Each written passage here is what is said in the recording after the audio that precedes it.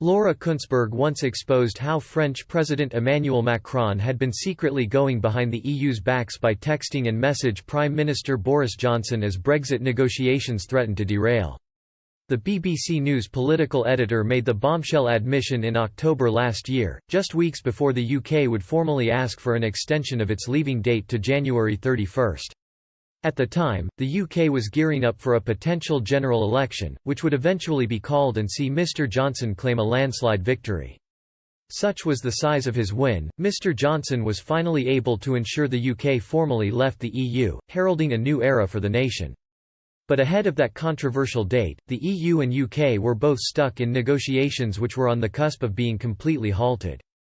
Yet, Ms Kuenssberg admitted that in a bid to try and stop the UK asking for an extension in October, Mr Macron messaged Mr Johnson to say that he should seek a shorter extension and leave on January 31.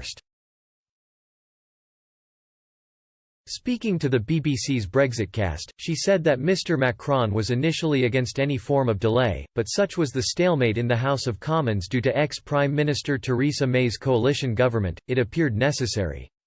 She explained, "Someone told me that Macron texted Johnson this morning and said he wanted a short extension. He wanted it done in November. Now, I do not know if that is true or not, but there is clearly a view based on evidence. There's a genuine belief in government that Macron is pushing very hard for a short extension. But they don't expect that to happen.